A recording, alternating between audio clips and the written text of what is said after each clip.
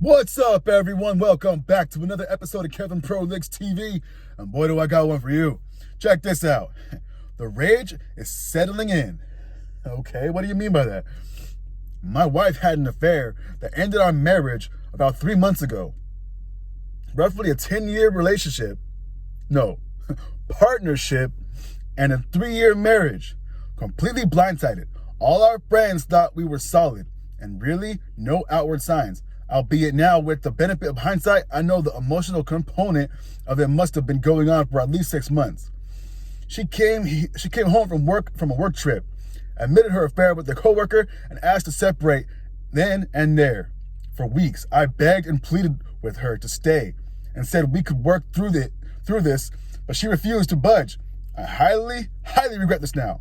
Yeah, you should. Never beg a woman to do anything. If she wants to, she would. Anyway, what happened during my begging was her unloading how unworthy I was, how much she's outgrown me, and all the other typical BS self-realizations that a cheating spouse will throw at you to justify their actions. And even worse, she actually cried in my arms when I finally accepted the separation, as if to express emotional gratitude that I finally let her go so she could go be a selfish cunt. Yo, those tears are manipulation. They aren't for you, they're for her.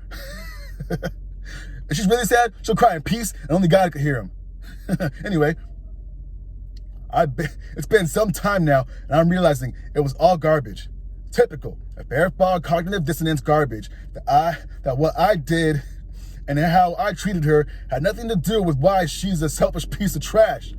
I should have never felt any shame or feelings or a failure. And the fact that I did makes me so upset at myself. I did nothing wrong and was a phenomenal husband. I have been filled with unbridled rage this past week.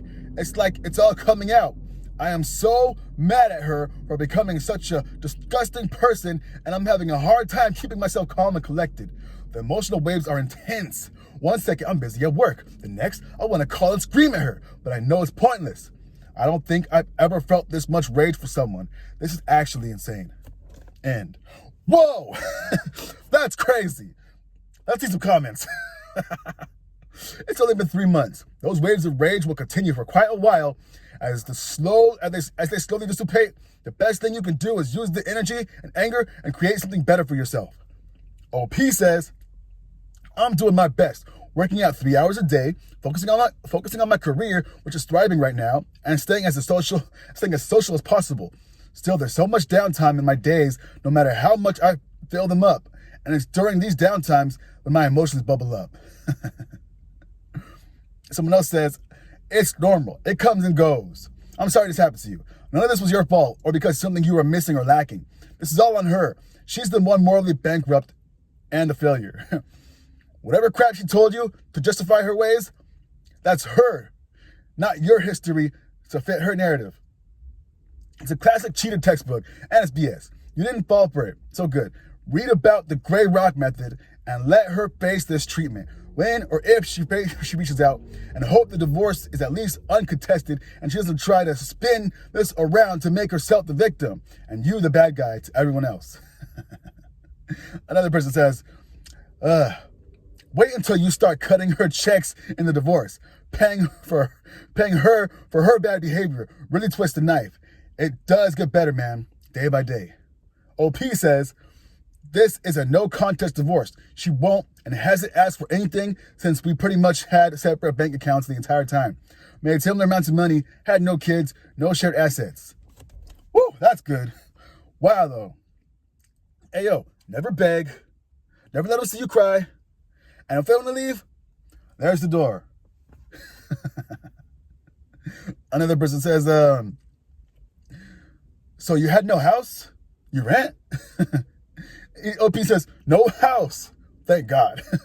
The wild part of all this, we spent months talking about our future planning in the spring of last year. She wanted us to buy a house and start trying for kids right about this time. We had planned everything out as much. That's why I'm certain the emotional affair with their coworker must have been begun around summer. There's no way you could go from intense baby fever she had for months and then abandonment for your husband without months of affair fog. Wow. That sucks.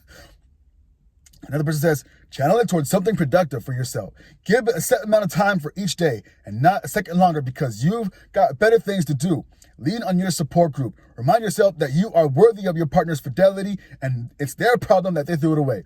Start doing things you've been wanting to do that you held off doing and wouldn't do because of your ex. I hope one day you find the person you were meant to be with. Facts. Another person says, to paraphrase, I used to wonder how you could murder someone, let alone someone you love. Then I got cheated on and thought, okay, you're not alone. And I'm sorry you're going through this. Another person says, yeah, they're going to do that. Manipulate you into thinking you did something wrong to drive them into someone else's bed. My ex did the same thing to me, along with trying to convince me we made a mistake because neither of us were ready to settle down. LOL. The trick is to funnel those into constructive things. I remodeled a bathroom during that time. Lots of hammer to tile action. Satisfying. All right, one more.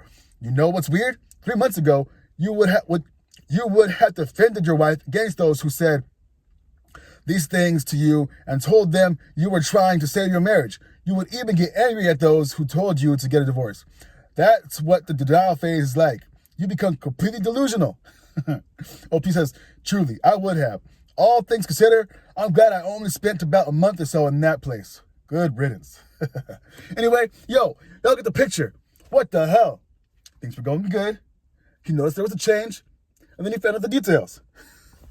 I'm sorry for you, man. Anyway, never beg. If they want to leave, let them leave. Don't try to make them stay. Anyway, this has been another episode of Kevin Prolix TV. Make sure you like, comment, subscribe, and share. And I'll catch you on the next one. Peace.